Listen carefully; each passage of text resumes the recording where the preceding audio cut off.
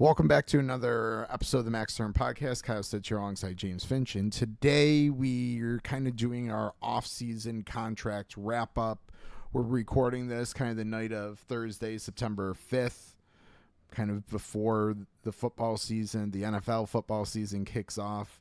So, you know, we're missing opening kickoff for your pleasure and for your content. So you can thank us later for that. But it's September. It's time to do the contract wrap-ups, even though, so I made sure to throw the date in. Usually we don't do that, but made sure to throw the date in because there are still some big contracts left to be signed. We'll get into that more in the future. Want to give a few thoughts on the Columbus Blue Jackets, Johnny Gaudreau and everything, of course. And then also touch on Seth Jarvis before we get into the contract situation. So we'll talk a little bit about the Jarvis contract specifically as kind of the precursor to the contract wrap up and talk about the deferred compensation idea and stuff along that. I have a little insight that I can share, but I have to be a little mindful of what I also say related to the deferred compensation discussion. So appreciate you listening. Max Term Podcast available on pretty much all major podcast platforms. Our content is available on X at AFP Analytics. We appreciate you following along. Depending on how my next month and a half, I've been working on a summer project. It's kind of got set aside recently. I got a big event coming up in a few weeks, so that's taking precedent. But I'm hoping to unveil something what I think is pretty cool. I've been working on for a little while. Hopefully that will be revealed early in the season, which is probably when the timing is going to make the most sense anyway. So a little teaser for that as well. So I guess we start with, we didn't record last week. We usually record Thursday nights, release an episode Friday morning. We just were like, let's not record. We're like, the schedule works out better. Let's do our contract wrap-ups tonight and then not record yesterday or last week, and that was pure coincidence. But with the news, basically we woke up to Friday morning. It was like, it's probably a good thing we didn't record and put out a fresh episode because we weren't going to promote it, and it just would have felt screaming into a black hole that doesn't matter. Yeah, I think so. Obviously with the passing of Johnny and Matthew Gaudreau, I think hockey world pretty much stopped, and any type of content you saw was pretty much about those two. So yeah, I think it ended up being a good thing we didn't record. The attention really, I think, needed to be on that situation, rightfully so. Big loss throughout the entire hockey community. Is probably going to be felt for a while. I know the Blue Jackets, a lot of the players had different statements they did publicly. So yeah, just a tough situation all around. Yeah, and as more information kind of continue to come out, it's like this is just more devastating and more devastating. Yeah. I think the takeaway is drive safely. Mm-hmm. And it's not like we all know don't get in a car after you've been drinking, but it's more than just like that. It's make sure you're of sound mind, sound physical ability, but also make smart decisions on the road. Like, ironically, that day I was coming home and I had a car turn right from the left lane with a pedestrian crossing and almost hit a pedestrian in a crosswalk because they just weren't following traffic laws. I've had multiple instances in the past week being a little more conscious of those situations and just what are we doing on the road? There's no place that you need to be there that much sooner, 30 seconds sooner. Well, take the extra split second or whatever to check over your shoulder or make the smart decision, understand what's going on. Exactly. Make sure you're aware of your surroundings. So it's just that to me is it's everything was just horrific to continue to hear thing after thing after thing about his sister's wedding, unborn child. that's not even to diminish, like he had his own family too, and it's just like, and this is all because someone was, of course, under the influence, but also just clearly it is okay driving recklessly to begin with, because you don't get in and just suddenly, no matter what type of influence you're under, you don't suddenly make that decision just because of alcohol. Like, so the one thing that, I mean, it's touchy to talk about, but we are a kind of business centered podcast, so I don't want to get too down this rabbit hole. But one thing that, and it's rightfully not been brought up because this is still very fresh and everything, but Columbus currently, if they basically, they're not cap compliant right now.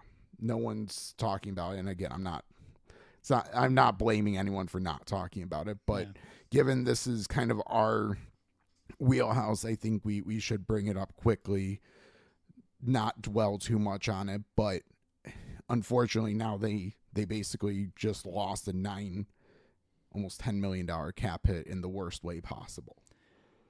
Yeah, so cap floor's $65 million. They're at about 62.3.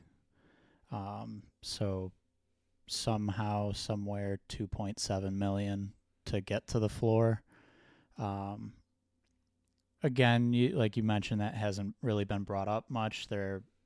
I would assume at some point there would be some official acknowledgement of it. And there's, I don't want to say easy, but some fairly easy ways. I mean, there's still a handful of free agents out there you could throw money at. There's some different, call them LTIR contracts or players that they could potentially acquire from other teams. So there's ways to get it done. Obviously, the time is being taken to focus more on the situation at hand and the Gaudreau family, but at some point, I think we would expect to see some sort of move from Columbus to become cap compliant.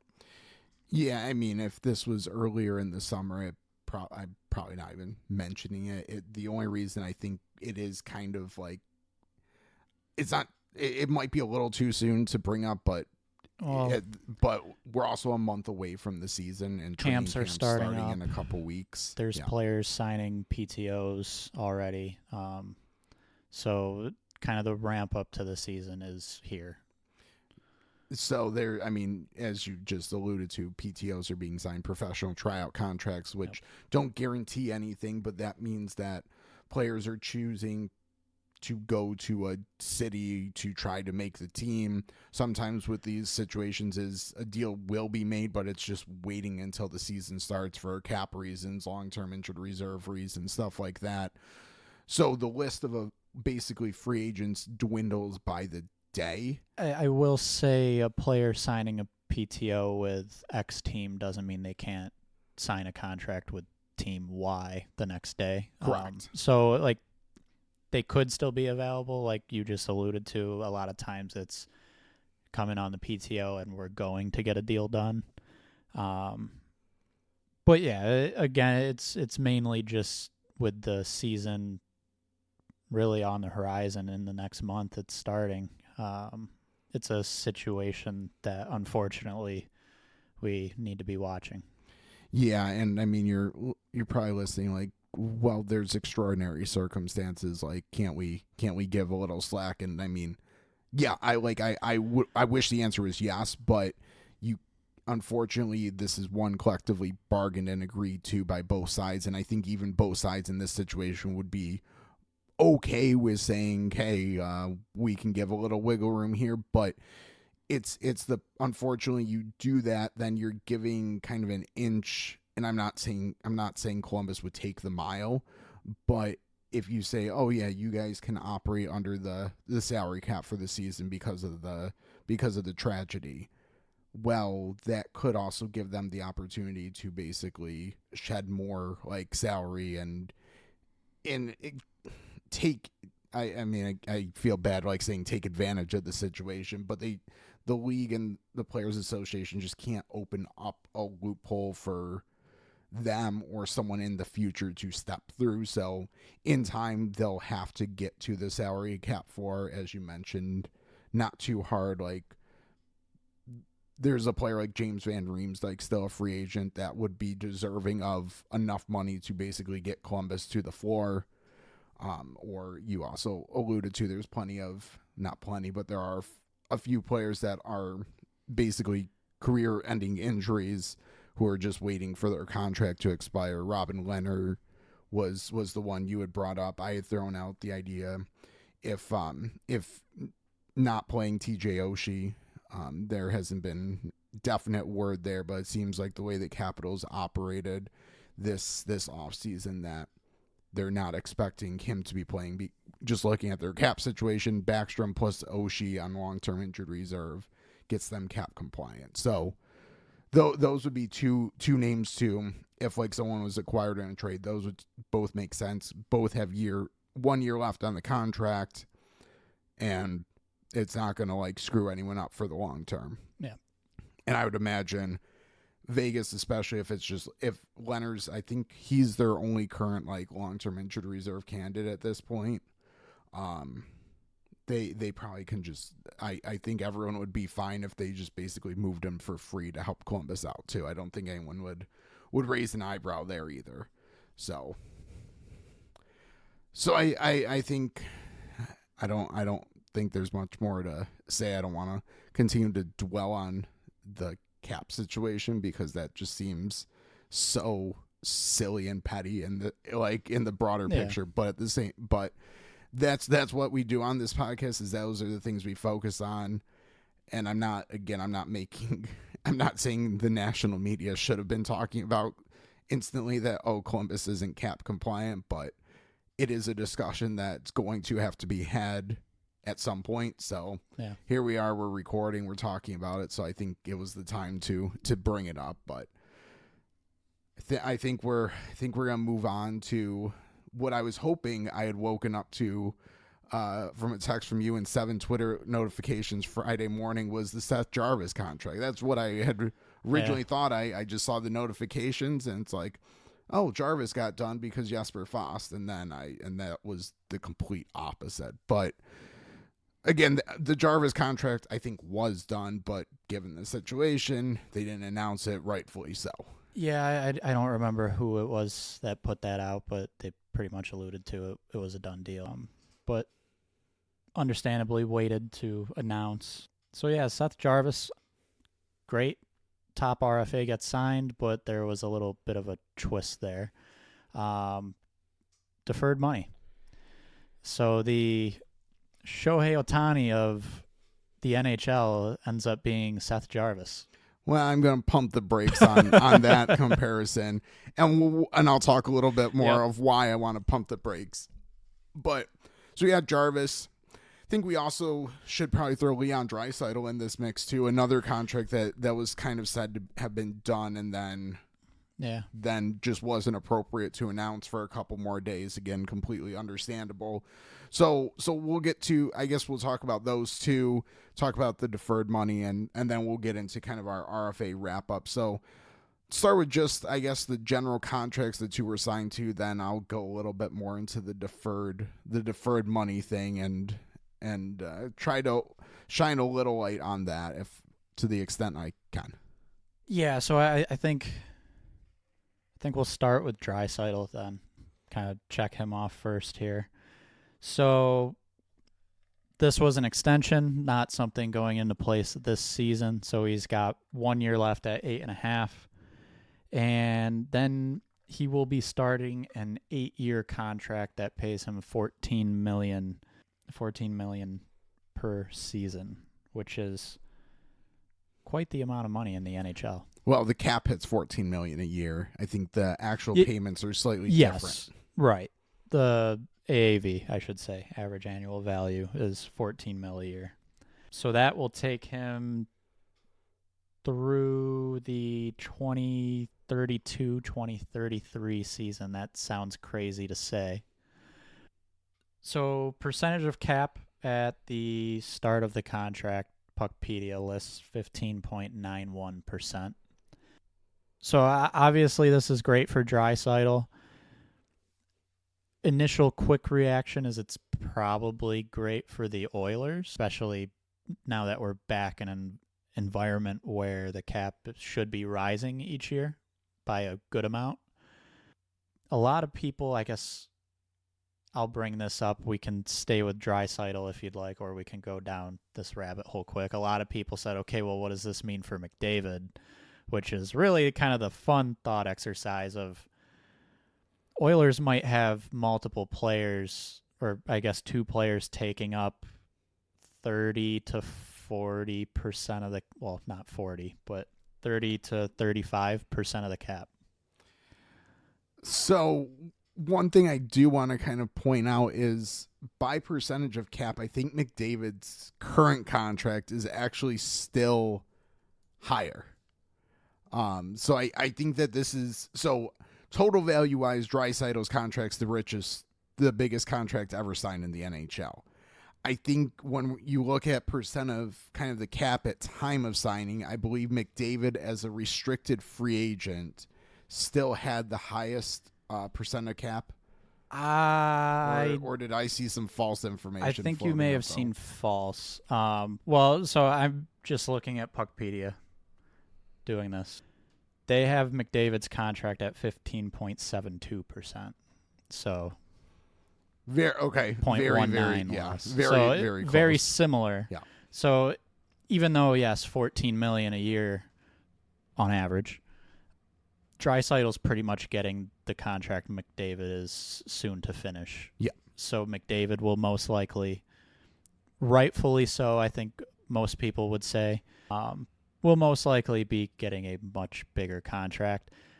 Now, 20% is kind of the ceiling here. Correct, yeah. So that's collectively bargained for yes. the record. 20% is the ceiling, so we're not just throwing out like no, yeah. 20% is the most any player can sign for.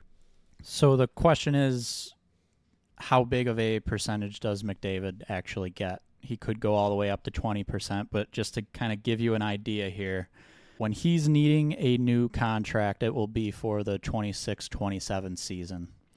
And let's say the cap goes up $4 million each year from now until then. We'll go 88, 92, 96.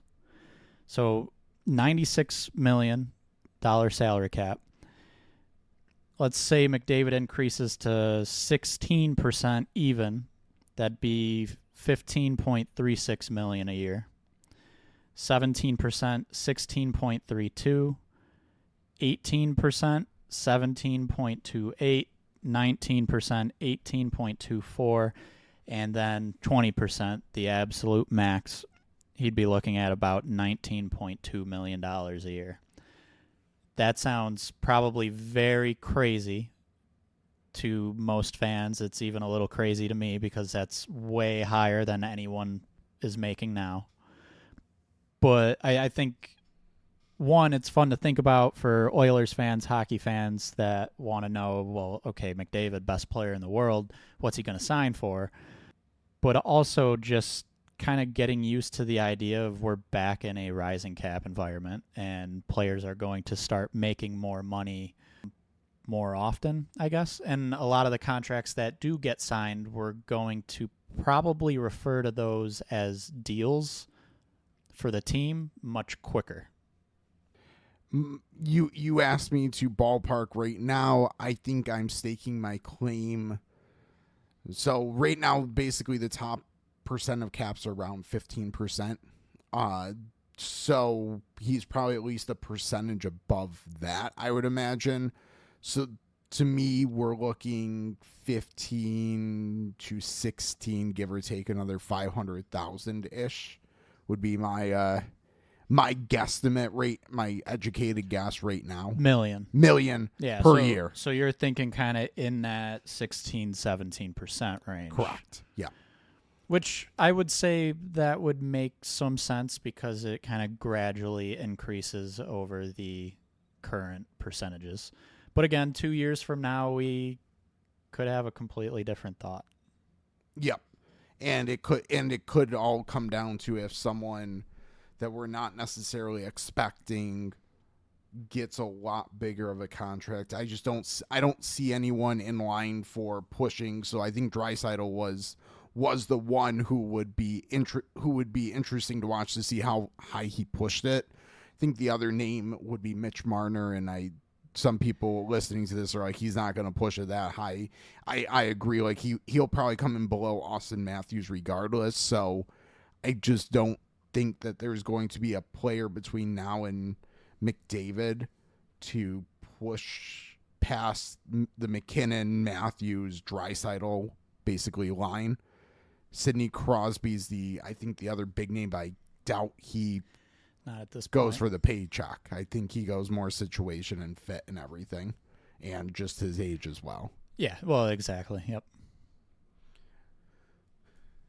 So I think this is so Draisaitl is going to count $14 million cap wise for the next, well, not this season, but the season after, for the 8 years basically after that. So, and then again, whatever McDavid ends up. So the Oilers are going to have some creative cap management, I think, and that also doesn't even factor in the fact they went short term with Evan Bouchard, who's going to need a new contract as well. How great would it be if he was just on like a $7 to $8 million per year contract, like we would have recommended them do last offseason? But yep, that would be phenomenal and much more manageable. So yeah, hopefully they get an extension done with him, because if anyone who loves chaos and likes to talk about offer sheets, that'll be one of the top ones next offseason if he's not extended beforehand. And does not file for arbitration. True. So I think I'll stick with Draisaitl for one more second and kind of transition to Jarvis and the deferred money. So one interesting thing about Draisaitl's contract is his base salary each year is $1 million. That's out of $112 million.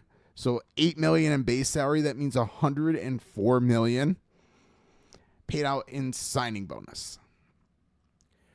So I bring this up now because we're about to transition to Jarvis, and a lot of people always wonder, well, why signing bonus? Is there like some financial, some tax benefit?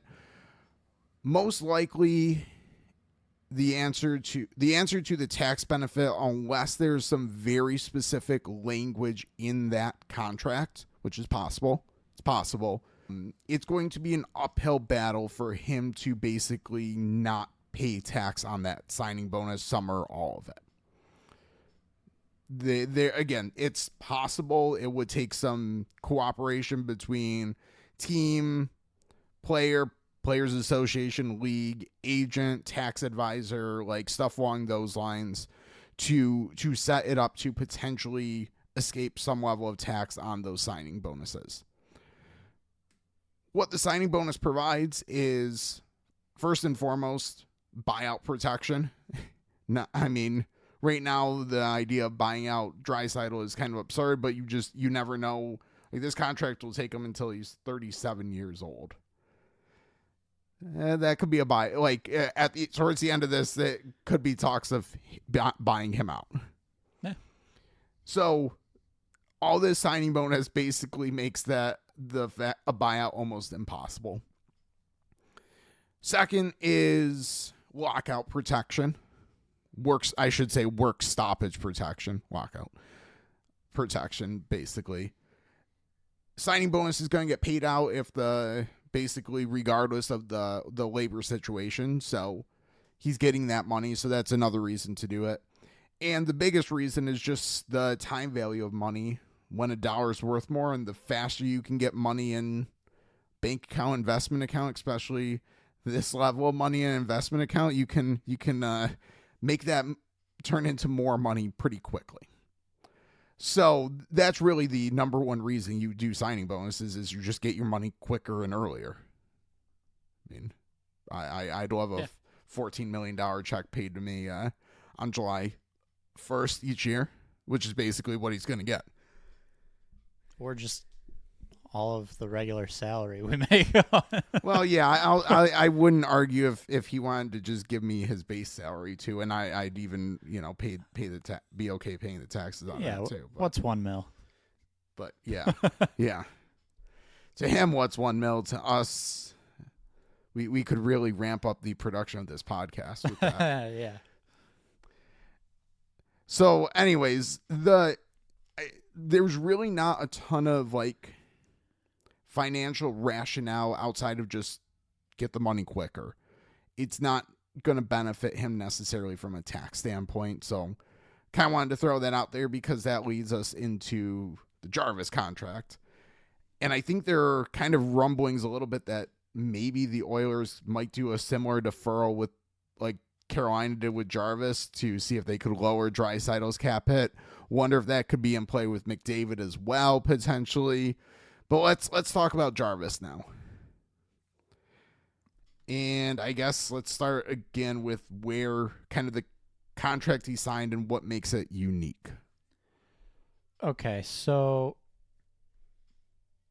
basically, Jarvis ends up signing a deal 8 years and it's whatever we put it in our spreadsheet as, because we entered. So we had the discussion of basically what we were gonna enter it as in our spreadsheet for air purposes, and we went with the total value and the max years that we basically are allowed to predict a contract for. So that kind of backed us into what the AAV in our spreadsheet is. So we just basically focused on total value and the years because we can't predict a 9-year contract. Jarvis isn't playing on a 9-year contract. He needs another contract after 8 years. So that's kind of what we entered in our spreadsheet for air purposes, which also makes us look good with this contract. But so 8 years, 7.9. So that's roughly 63.2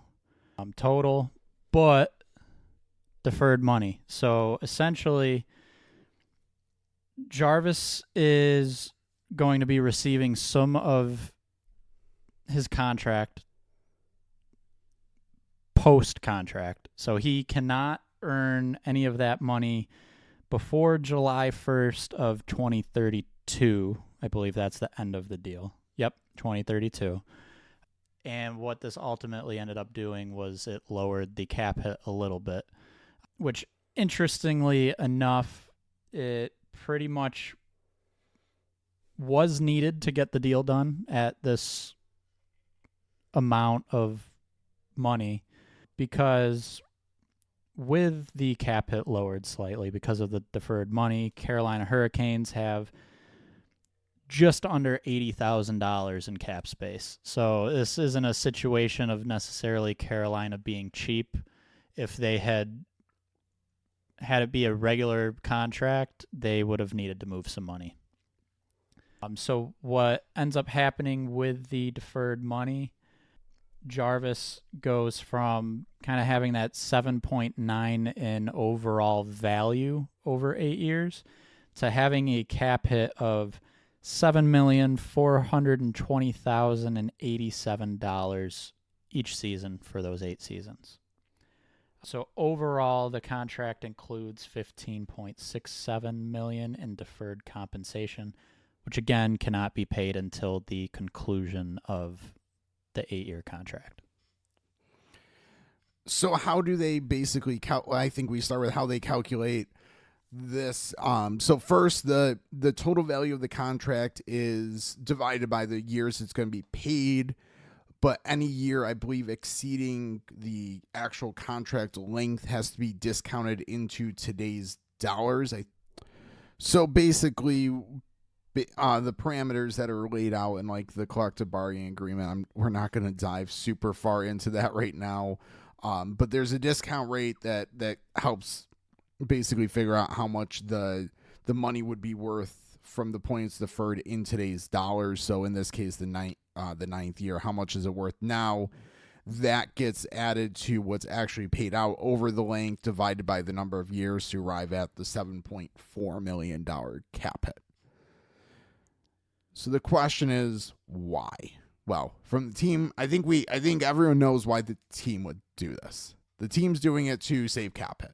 And as you already basically pointed out, they kind of needed to do this to stay cap compliant.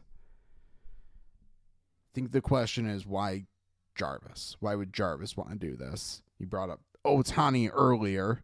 So this is kind of I think the Ohtani contract opened the eyes of people wanting to do this. The Ohtani contract, definitely not the first to include the deferred compensation, but I think it just brought everything to light again. And so I'm hesitating a little because, full disclosure, I had heard rumblings of not the Jarvis contract and not the Slavin contract. Those two do include deferred compensation. So some other contract that I won't even say may or may not have gotten done this summer, I heard rumblings and there was some discussion about doing deferred money. It was percolating all summer. I know the Jacob Slavin contract actually was the first recently in the NHL. It's not the first in the NHL, but it's the first in a long time to have any deferred money. And then Carolina followed it up with Seth Jarvis. The extra year that Carolina is basically paying this out in is strictly a cap maneuver standpoint. I would assume in the Jarvis situation in particular, this is going to allow him to put more total value in his pocket as far as just gross numbers go. But getting that payment a little bit later does decrease the time value of money here. But what I can confidently tell you is this really is not going to have a tax impact. The Ohtani contract was done for tax reasons. This contract was done for cap management reasons, and Jarvis is probably getting a little bit of a bump up to basically accept this type of deal. So Ohtani's contract is paid out, the deferral is paid out over 10 years. That's the magic number. 10 years is the magic number. So Ohtani's deferral is basically $68 million a year deferred money to be paid out over 10 years. And as he's earning that money now, he's not earning that money now, but as he's playing for the Dodgers now, he's not paying tax on that money in California, which has the highest state income tax in the U.S. If, let's just say hypothetically, the Ohtani deferral was only paid out over 5 years, California would have a right to tax that in the future because it was earned compensation related to services performed. The IRS defines basically deferred retirement contribution as having need to be paid out over 10 years. And then once it's defined as like a deferred retirement contribution type thing, the state that it was earned no longer has a right to tax it. So in Ohtani's case, 10 years means as long as it's prescribed to be paid out over that time frame, California can't impose a tax on that money. So he should go retire to Florida, or even if he goes back to Japan, California can't impose tax there. The U.S. federal government still can, but eliminating 13, 14, potentially even 15% when all said and done in California, that's a big savings, especially if you were to go to Florida where there's like no state income tax. So in the Jarvis situation, it's strictly just the pure, we're paying you an extra year for our cap management. Chances are he's still probably going to be playing for the Carolina Hurricanes in that 9th year anyways. Like if he signs another contract, he's still going to be paying Carolina, be a resident of North Carolina, and still pay tax there on all his earnings anyways.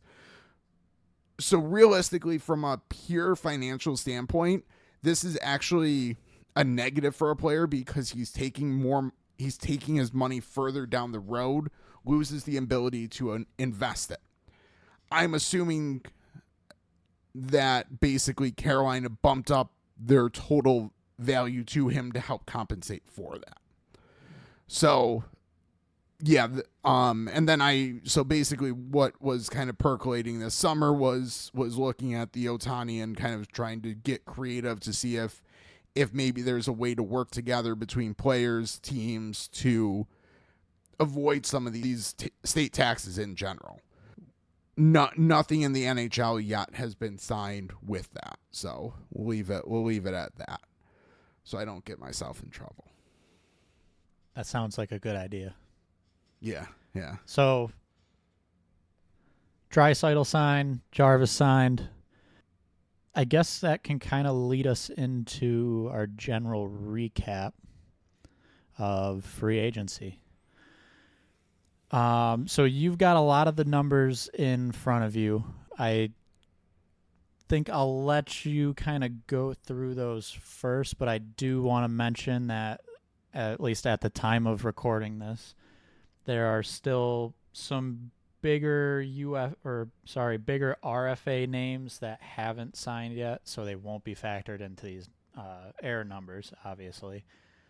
Swayman with Boston, Harley with Dallas. Detroit's got Lucas Raymond and Mo Sider. New Jersey has Dawson Mercer. Winnipeg has Cole Perfetti. There's some other names in there that are a little bit of lesser names who could move the needle maybe slightly, but those are kind of the big names still left unsigned about a month out from the season. So again, those are not in these numbers that Kyle is about to talk about.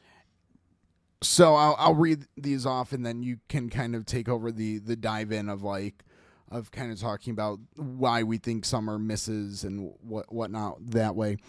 And I'll also make sure to be very clear, we will continue to update our air on the contract projection sheet that's pinned at AFP Analytics on X. We'll also add it to afpanalytics.com, the final air when things are all said and done. And we're going to be transparent just because we're talking about it now. It's purely a timing standpoint at this point for us talking about it now. We will continue to be transparent and make sure that our air is very clear of where we settled this year. So right now we calculate our air including minimum contracts because those are for example, Alex Turcotte signed a minimum contract, 3 years at the league minimum. That's a miss on our part. So we think that that's important to include in the air. And just like we basically nailed some other higher contracts, so we're not cherry picking or picking and choosing what's in. We're considering everything. We also only consider the base value of the contract, so that means no performance bonuses. We'll talk about Patrick Kane in a couple minutes. So Patrick Kane's contract is in for our air purposes as a $4 million contract because that's all that is basically guaranteed. So right now we're sitting, our length air is about half a year. So we're generally right there. And then our average value air is $364,535, which is almost identical to where we finished last year. I think last year we were a couple $100 better. Yeah, 364,257. So we're right now settling in basically rate in line. Most likely, we're going to end up finishing probably a little bit worse because of those contracts that are still out there are more likely to, I think, I don't know. It'll be interesting. I feel good about a couple, and then a couple I feel like we're going to be off on. Like Mo Sider, I'm very much on the record. We're probably going to be about $500,000 off on. But Lucas Raymond, I still feel pretty good about. And Did you also mention Thomas Harley's still out there too to be saying? Yep. Okay. And Swayman's, who knows how crazy of a deal that's going to end up being. So, we'll have to see what ends up happening. It wouldn't shock me if our air rises a little bit, but we'll see.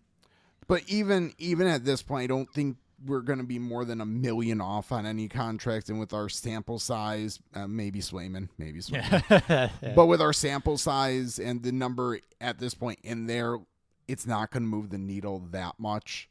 So, for example, our biggest air right now is Philip Broberg. That offer sheet, we'll talk a little more about that in a minute. But that air is almost $4 million. That swings our average air by approximately $10,000. So I just don't think a big miss is going to move it that much. We're not going to be off by, who knows with Swayman. I think we're going to be closer than some of the numbers that have flown out there are. So outside Swayman, I can't imagine we're more than $1 million off anyone. So that's going to translate to maybe $1,000 one way or another. So we're probably going to settle in the 360,000 air, which will be very in line with where we were last year. We also, Evolving Hockey doesn't include their minimums in their air projection. I understand the logic because a lot of minimums are very easy to get correct, basically. So our air without minimums, our length, we're about 2/3 of a year off. So we're still generally right there with the years. 537,000 off with our average cap hit air. It's a little higher than I'd like to be. I'd like to be 500 or less, but we'll talk through that a little bit more in a minute. But not bad. I'm pretty sure this is very much up there as no one's air is finalized this year, so I didn't necessarily compare, but I'm pretty comfortable in saying we're right there, either at the top or very close to the top, and we're putting out exactly 1 year projection and one cap hit projection, and not kind of mixing and matching or anything, and we're doing as well, if not better, than anyone else. So unfortunately, we had a few issues saving some of the audio for this episode. So some of the discussion about the outliers, Patrick Kane, other things that we had teased that we would talk about. Unfortunately, we kind of lost in saving issues. So this is kind of where the end of this episode for the contract discussion. I guess it really turned into slightly more of current events. We will re-record some of the contract discussion, everything. I guess at this point we might as well just wait until remaining RFA contracts are signed. So we'll squeeze in a wrap up at some point. But we appreciate you tuning in. And next time we will start our kind of preseason previews for the 2024-2025 season. Again, as those signings trickle in, follow us at AFP Analytics on X. Tune into Max Stern Podcast, available on pretty much all major podcast platforms, and we'll keep discussing them as they come. And I guess we'll do one more kind of final wrap up, probably around the start of the NHL season with the way teams are going. So appreciate you listening, and we'll talk to you next time.